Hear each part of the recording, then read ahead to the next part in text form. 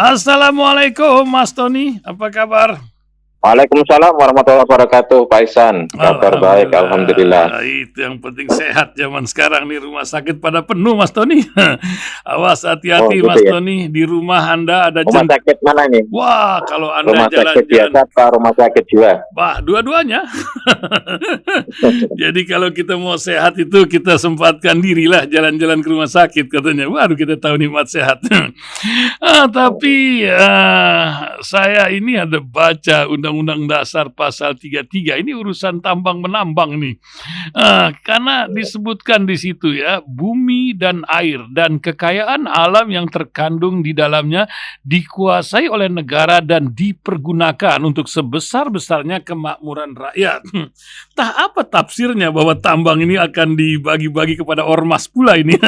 Mungkin Mas Tony akan bisa menjelaskan karena ini bisa jadi jebakan Batman ya. Saya nggak ngebayangin kalau ketua ormas jadi pasien KPK gara-gara salah urus gitu ya. Nggak tahu lah, ini mungkin satu ya. Belum lagi masalah calon gubernur DKJ lah sekarang ya.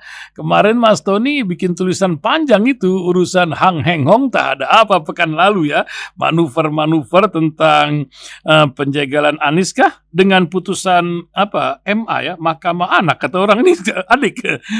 Ini juga masalah putusan MA ini apakah akan diterapkan oleh KPU? Nah, ini juga menjadi sebuah cerita. Belum habis itu Hang Heng Hong urusan ibu kota negara. Nampaknya para pengusaha ini sudah hengkang lah mengundurkan diri, entah dimundurkan, tidak jelas nih. Karena anggaran 466 triliun itu sudah turun 70,4 triliun rupiah atau 16%. Semuanya dari APBN, katanya dari swasta. Apa yang akan terjadi? Akankah ini seperti tadi di berita itu, mobil SMK menjadi legacy yang tak tercapai? Bentar lagi kan jabatannya berakhir dari periode ini. Nah, silakan Mas Tony, tidak banyak-banyak lah, begitu saja beberapa isu yang beredar. Mungkin ada yang mau ditambahkan, silakan Mas Tony. Iya, baik Pak Ihsan dan seluruh pendengar hasil. Yang pertama terkait dengan tambang yang sedang berproses untuk diberikan atau dibahkan kepada ormas ya, dan ormasnya juga ormas tertentu. Dalam konteks ini adalah NU dan Muhammadiyah. Dan ini adalah ormas terbesar. Bagaimana dengan ormas yang lain? Seringkali ini terjadi perbincangan di grup-grup ormas ya. Kenapa kok hanya dua ini? Kenapa tidak didiskusikan dengan ormas-ormas yang lain? Kemudian untuk menerima atau tidak, mana manfaatnya, mana mafsadahnya? Saya cukup bilang kepada mereka, ya karena ormas yang lain tidak dihitung dan ormas yang ada tidak mungkin juga ngajak bicara. Saya apa-apa kalau ngajak bicara nanti dihalang-halangi, nggak jadilah itu. Kan? Jadi kekhawatiran Pak Ihsan dan publik bahwa itu akan menjadi sebuah sandra itu juga bisa dimaklumi karena memang yang seringkali terjadi seperti itu. Inilah sebuah pola klasik ya yang selama ini dijalankan sebagai sebuah strategi untuk stabilitas dengan menyandra orang-orang atau kelompok-kelompok yang bisa punya potensi untuk kritis terhadap dan bisa dianggap mengganggu, dalam tanda kutip dianggap ya mengganggu terhadap stabilitas politik. Itu sah-sah saja. Tetapi saya lebih melihat kepada urusan kalau itu orientasinya adalah untuk periode yang akan datang, di mana stabilitas politik dan keamanan lebih cenderung diutamakan karena pemimpinnya nanti pasca Oktober itu adalah militer.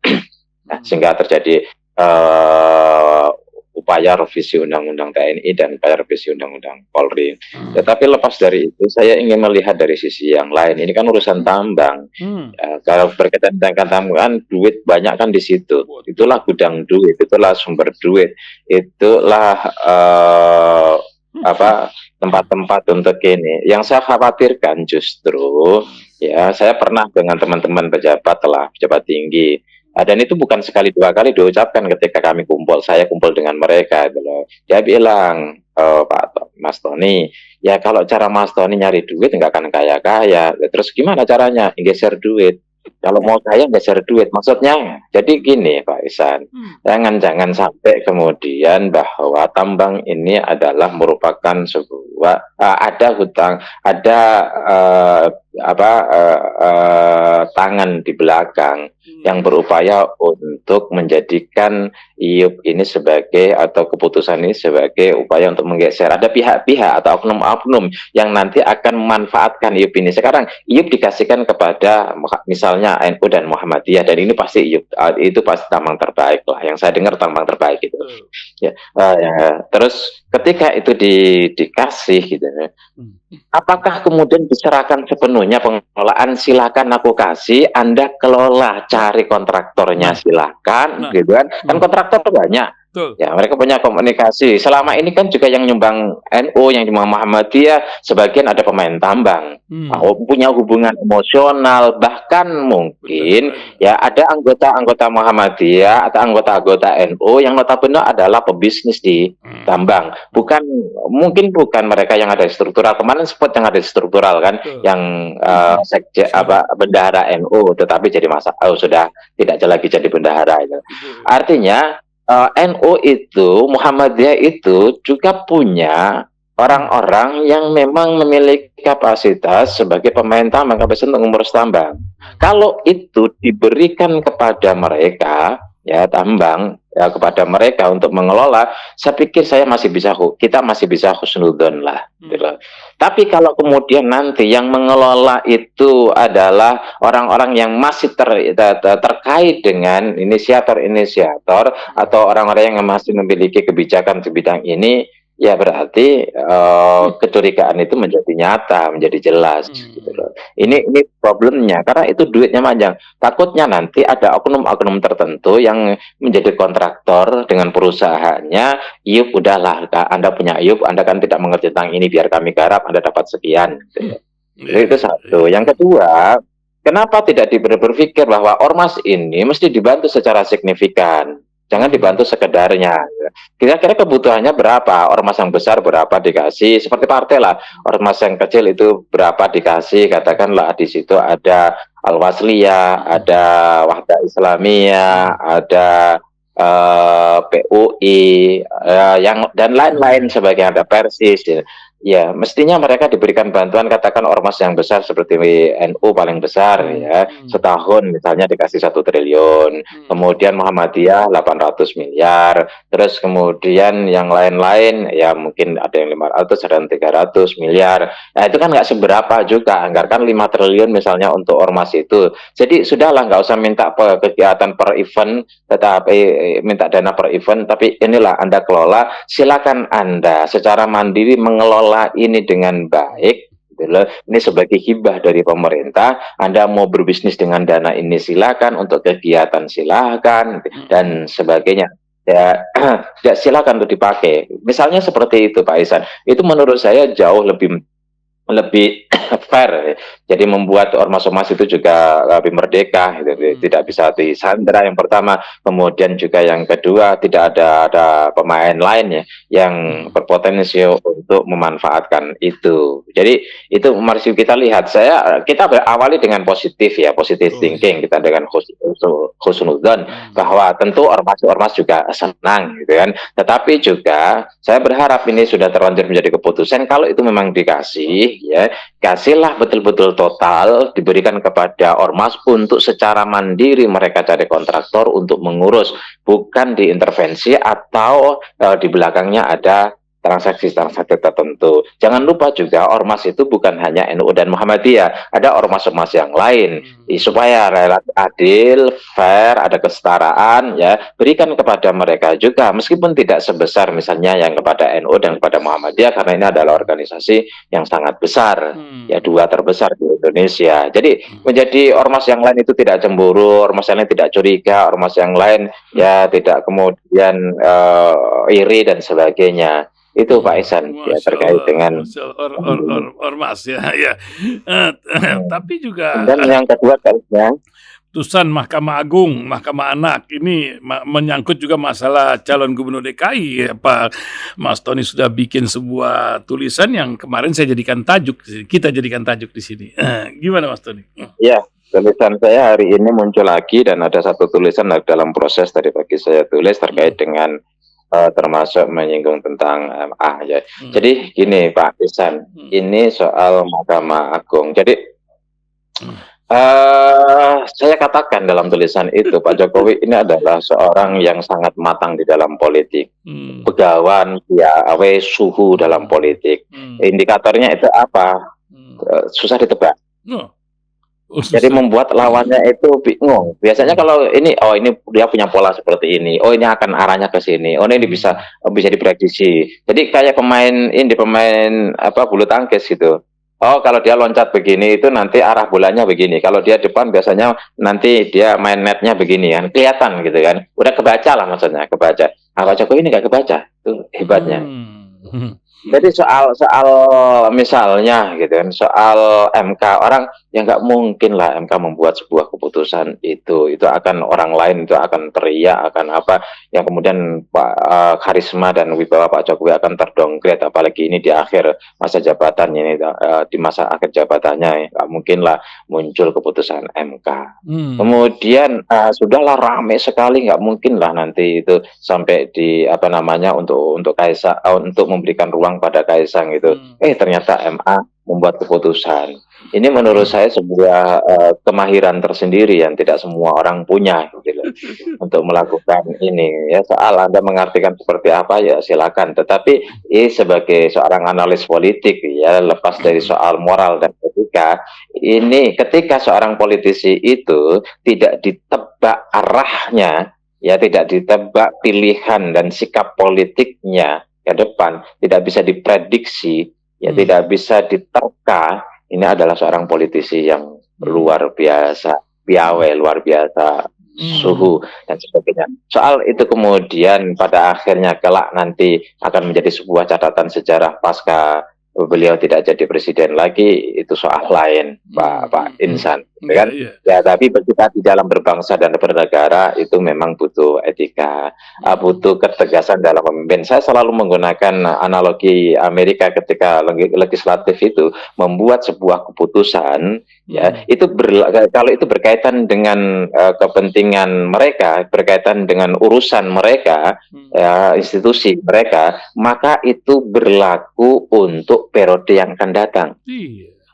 Tidak pada periodenya, supaya betul-betul tidak ada vested interest, tidak ada kepentingan mereka. Kenapa? Itu periode yang akan datang akan terjadi pergantian dari anggota legislatif itu. Jadi mereka membuat undang-undang, terus kemudian undang-undang ini ternyata berkaitan dengan mereka, maka undang-undang ini berlaku setelah mereka, sehingga menjadi objektif, ya menjadi fair.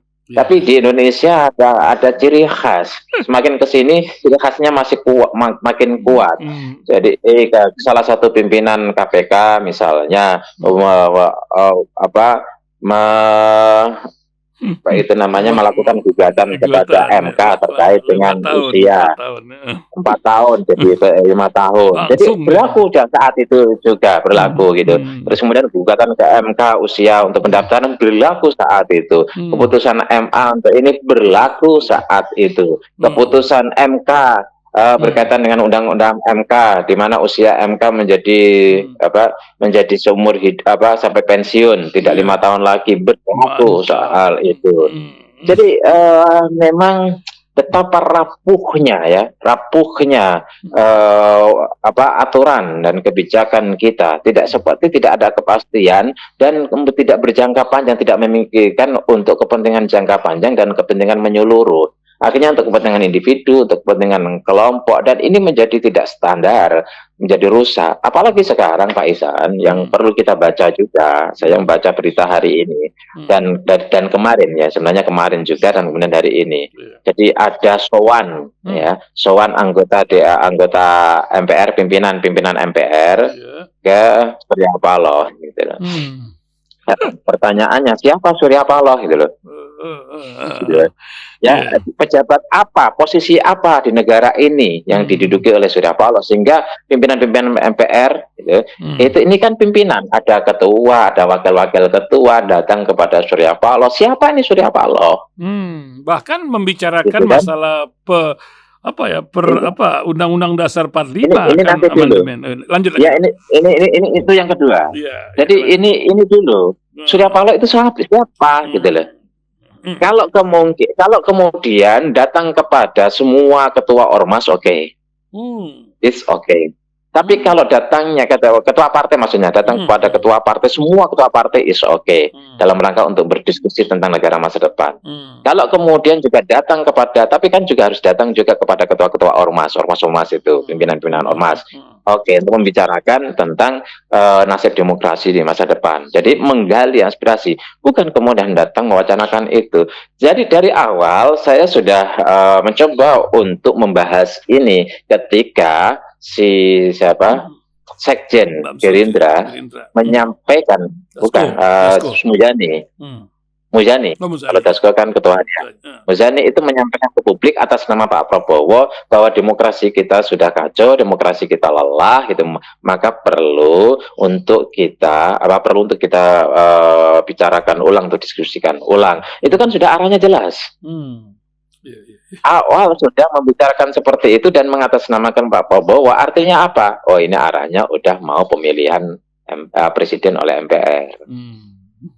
Arahnya kan ke situ. Sekarang kemudian kita akan lihat, dan itu juga disinggung oleh si Habibur Rahman dari Gerindra, bahwa Bamsud sedang mencari panggung kemana-mana. Dia justru bicara yang bukan wilayah dia, yang kemarin-kemarin ya. Kalau ini memang wilayah dia, kemarin-kemarin itu untuk amandemen Undang-Undang Dasar, di mana menyinggung sila keempat, nanti akan ada pemilihan melalui MPR, dan itu kompromi juga DPD dari dulu memperjuangkan itu, ya si Lanyala gitu loh. Ya, apakah itu solusi itu loh? Jadi gini Pak Ihsan, ya. Jadi ketika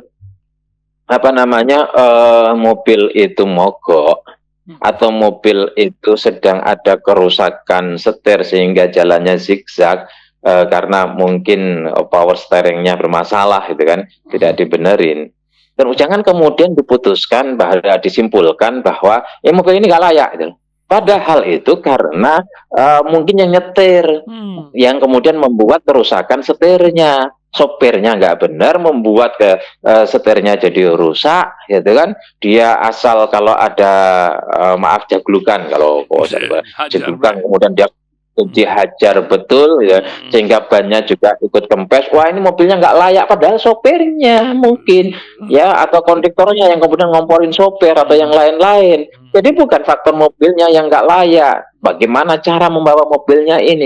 Kalau kemudian ada money politik, padahal undang-undang itu kan jelas, undang-undang pemilu itu money politik itu pidana, kan? Terus kemudian ada intimidasi melalui instrumen ke negara, itu kan juga larangan, melawan undang-undang. Jadi jangan disalahkan undang-undangnya, justru undang-undang ini dilanggar. Jadi jangan salahkan mobilnya, justru mobil ini diperlakukan tidak benar. Undang-undang dilanggar, yang disalahkan undang-undangnya. Aturan dilanggar, yang disalahkan aturannya. Ini kita harus fair, ya, harus fair. Jadi kalau kita pakai mobil, sudah mobilnya Alphard, nyaman, hanya karena supirnya ugal-ugalan, nyalip seenaknya, yang disalahkan mobilnya. Wah, ini mobil harus ganti, padahal mobil baru. Jadi itu analoginya. Jadi upaya untuk membangun opini publik, mengamandemen undang-undang, kita memang sempat ironi ya dulu. Amandemen undang-undang itu dilakukan 4 kali, 1999, 2000, 2001, 2022. Ini macam apa dulu itu reformasi? Di mana ada undang-undang dasar, ada konstitusi, diubah setiap tahun, diamandemen setiap tahun. Ini kan dahsyatnya luar biasa itu loh. Orang mau merencanakan undang-undang itu perlu BPUPKI, gitu kan. Terus kemudian lama mereka kerja. Undang-undang di Amerika juga gitu. Itu puluhan tahun mereka bekerja untuk kemudian sampai terjadi undang-undang yang kemudian tidak diubah-ubah. Nah, kalau kemudian undang-undang dasar dikit-dikit kita dikit-dikit kita ubah, dikit-dikit kita amandemen, ya resikonya juga undang-undang yang lain direvisi, dikit-dikit revisi. Itu menunjukkan betapa sesungguhnya kita seringkali tidak berpikir mau membangun atau merevisi undang-undang itu untuk jangka panjang.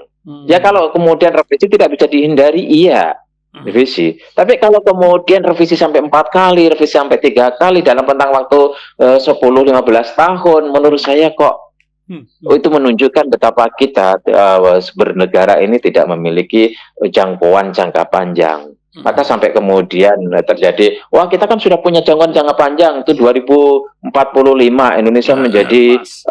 Indonesia emas. Orang kan menjawab, Indonesia emas dari tahun sekarang tinggal 20 sekian tahun, memang betul bisa menjadi Indonesia emas. Masih Bukan dipalsuin. bukan justru menjadi Indonesia cemas. Ada aja Ya kan begitu. bisa diukur. 20 tahun kita sekarang ini gitu kan, itu perkembangannya seperti apa? Katakanlah sejak era reformasi dari 99 sampai sekarang perkembangannya seperti apa? Ya, katakanlah dari sisi SDM. SDM kita aja angkanya 52 kok. Sementara Thailand sama Thailand 54 kita kalah, apalagi sama Malaysia 62, apalagi sama Singapura itu 79. Tingkat pendidikan dengan Singapura negara kecil, kita kerjanya cuma 6%. Ya gedung pendidikan kita berapa 150.000 nggak sampai 150.000 SD. Tapi ketika SMP ya ini juga sedikit menyinggung, kita wajib belajar 12 tahun. Tetapi faktanya memang ya orang SD aja itu tidak bisa ditampung untuk gedung yang dimiliki oleh SLTP. SLTP lulusannya tidak semua bisa ditampung oleh gedung yang dimiliki oleh SLTA. Apalagi universitas udah mulai naik UKT kan. Itu Pak Ika. Ya luar biasa, rapuh peraturan. Nah nampaknya rapuh pula perencanaan kalau kita lihat masalah baru lagi nih Mas Tony pada bedol jabatan di IKN. Apa pula ini? Dan apakah ini ada kecenderungan ketika legislatif mengatakan ingin ibu kota maksudnya mantan ibu kota Jakarta ini menjadi kota legislatif, dan akankah dimangkrakkan IKN ini karena tidak bisa mau berbondong-bondong tinggal di Kalimantan sana ini? Tah nih Pak Prabowo mau nggak tinggal di sana ini? Pak Jokowi sih pulang kampung ya ke Solo ya, tapi bagaimana ini kisah di balik kisah ini, Mas Tony? Memang untuk IKN ini gitu kan, kalau dikatakan bahwa yang diungkapkan oleh Menteri PUPR lah misalnya, itu untuk urusan pertanahan itu belum selesai gitu kan. Tapi juga persoalannya begini Pak Ihsan gitu kan, di IKN itu kan ada undang-undangnya, ada regulasinya, gitu kan. Ya pertanyaannya, yang kita khawatir, saya nggak punya data ya, saya punya data, saya tidak punya informasi yang cukup berkaitan. Tapi duga-duga boleh dong, duga-duga itu bisa salah, bisa benar, namanya duga-duga ya. Ini bukan jangan-jangan gitu, kira-kira gitulah, jangan-jangan seperti beginilah. Pak Ihsan itu datang ke rumah sakit, jangan-jangan ada saudara yang sakit kan, nggak salah kan saya mengatakan begitu kan. Jangan-jangan ada saudara yang sakit ya. Ini jangan-jangan gitu kan. Jangan-jangan ada yang perlu kita lacak. Jangan-jangan IKN tidak bisa dilanjutkan kecuali ada aturan yang dilanggar, potensi melanggar aturan, sehingga itu berisiko bagi ketua dan wakil ketua misalnya gitu kan. Satu. Atau memang mereka tidak boleh jadi, mereka itu juga tidak, ini boleh jadi kemungkinan, bisa salah bisa benar ya, bahwa boleh jadi ini ketua dan wakil ketua itu tidak mau berkompromi terhadap sesuatu yang justru itu melanggar ya. Kalau ditabrak, melanggar, tidak mau nabrak aturan-aturan itu, sehingga mereka ini berisiko gitu loh. Atau juga gitu kan, ya kemudian mereka itu adalah orang-orang yang ini Pak Ihsan melihat bahwa nggak mampu saya kalau sampai segitu. Kenapa? Investasi nggak masuk, investasi begini terlalu berat gitu kan, harus karena ini kan investasi besar. Investasi besar, sangat besar sekali. Orang yang investor di situ itu kan adalah mereka yang ingin ada jaminan. Nah, kalau kemudian jaminannya tidak, dan sementara mereka harus mengeluarkan dana puluhan triliun, ya, jaminan yang pertama, Prabowo menang gitu kalau berkelanjutan. Jaminan yang kedua itu ya, apakah kemudian bagi mereka ada jaminan bahwa itu akan terlaksana atau sekian kembali? Kalau itu kemudian tidak ada investor lalu tidak masuk, penggarapan ini terlunta-lunta, daripada kemudian pimpinannya itu dianggap tidak becus, gagal dan sebagainya, mendingan mundur. Bisa jadi ya, ini yang kayak itu bisa jadi. Kita belum tahu persis apa yang sesungguhnya bertanya. Kalau DPR saya nggak akan pindah ke situ, nggak ada urusan dengan ketua dan wakil ke IKN, nggak ada urusan itu gitu. Kalau menteri ada yang nggak mau pindah, Prabowo pindah di situ atau nggak ada urusan bagi mereka. Tugas mereka adalah memastikan bahwa pembangunan IKN itu sesuai dengan target. Kalau tidak sesuai dengan, dan itu sesuai dengan target dan kemudian patuh pada aturan. Kalau ternyata tidak harus nabrak aturan, resiko buat mereka. Kalau tidak sesuai dengan target, juga resiko buat mereka. Begitu, Pak. Yang terakhir mungkin soal DKI. Ini masih ada waktu ya? Masih ada 3 menit lagi, 4 menit lagi. Oke, masalah DKI ini menarik, informasinya memang gitu kan, koalisi yang sekarang sudah muncul kan, saya tulis kemarin, sekarang udah pada bermunculan kan. Demokrat bilang ya kami ngikutin koalisi lah, yang semula Demokrat cerita kami akan mengajukan A, B, C, D bermanuver, sekarang saya mengikutin koalisi lah, ya syukur-syukur wakil dari kami gitu kan. Yang lain juga kamu Gerindra udah sepakat dengan mengusung Ridwan Kamil kan gitu kan. Jadi kan begini Pak Ihsan, bahwa koalisi itu kabarnya sudah membuat keputusan Ridwan Kamil maju, tapi elektabilitas Ridwan Kamil berdasarkan survei yang tidak dipublish yang saya dapat, itu elektabilitasnya itu hampir sepertiganya. Hampir sepertiganya, hampir seperempatnya, ya hampir sepertiganya lah, hampir sepertiganya dari Anies. Berat. Maka strategi yang paling akurat, paling tepat adalah bagaimana Anies tidak maju. Anies tidak maju kalau tidak didukung oleh PKS. Bagaimana cara merayu PKS? Bagaimana yang saya tulis? Udahlah PKS ajak koalisi, kasih aja 1 menteri misalnya. Sudahlah, ini strategi ya. Entah itu sudah dilakukan atau tidak, yang lebih tahu lah. Tapi ini strategi. Bagi analisis politik kan itu bisa dilakukan. Potensi, peluang yang bisa dilakukan untuk merayu PKS adalah, udahlah PKS gabung aja 1 menteri. Udahlah PKS aja, wajahnya dari PKS kok gitu. Silakan cawagupnya dari PKS, silakan siapa saja kita sakan PKS. Ya terus kemudian ya untuk PKS butuh logistik apa ya kita siapin lah. Kira-kira bisa itu peluang ya. Entah dilakukan atau tidak urusan mereka lah, namanya peluang. Ya, peluang, kesempatan kan bisa diambil, bisa tidak. Yang jelas peluangnya itu. Kalau Anies kemudian tidak didukung oleh PKS, iya itu seperti macan ompong, berat. Misalnya PDIP. Kenapa bicara PDIP? Ya PDIP sekarang belajar dari masa lalu. PDIP itu hajar Anies terus di tahun 2017 sampai 2022. Ya, pertanyaannya, ya mereka malah justru mereka tambah suara apa enggak? Malah hilang itu 10 kursinya di Jakarta. Itu yang kemudian membuat mereka nggak bisa, ini strategi salah ini. Ini kan bagian dari strategi aja kayak gitu. Ini strategi yang salah, bukan like and dislike, ini strategi yang salah. Maka kemudian gitu kan Puan bilang, wah Anies bagus juga ini, gitu kan. Kita memberikan dia. Kemudian si Sekjen Hasto bilang, Anies kita harap mau daftar ke PDIP gitu kan, membuka diri dan sebagainya. Dan kenapa? Itu yang pertama. Yang kedua, bagi PDIP 15 kursi mereka. Kalau 15 kursi itu nggak bisa nyalon, masih kurang 6. Sekarang dia mau sama siapa? P3 nggak ada di situ, PSI nggak mungkin, partai koalisinya Pak Jokowi tidak mungkin juga. Ya sama PKA, sama misalnya Nasdem nggak mungkin juga. Sama PKB agak berat. Apalagi PKB sama Nasdem sekarang sedang intens berkomunikasi. Bahkan Cak Imin sudah ketemu sama Bobi untuk mengusung Bobi di Gubernur Sumut, Pilgub Sumut itu. Kemudian disitulah tinggal PKS. DPW PKS sudah mengusungkan mengusungkan Anies. Kuncinya kan ada di KMS, Ketua Majelis Syuro, gitu, Majelis Syuro.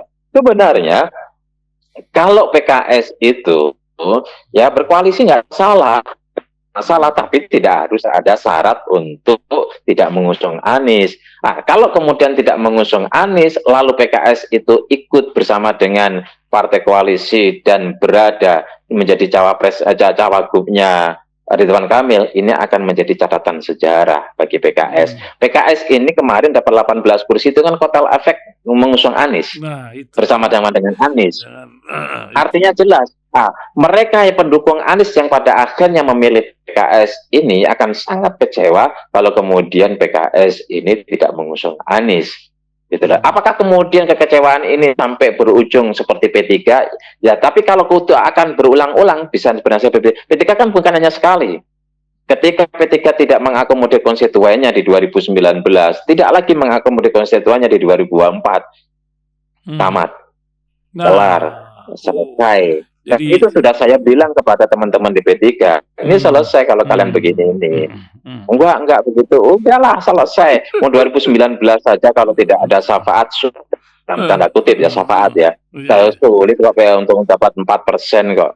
Diulang lagi gitu loh.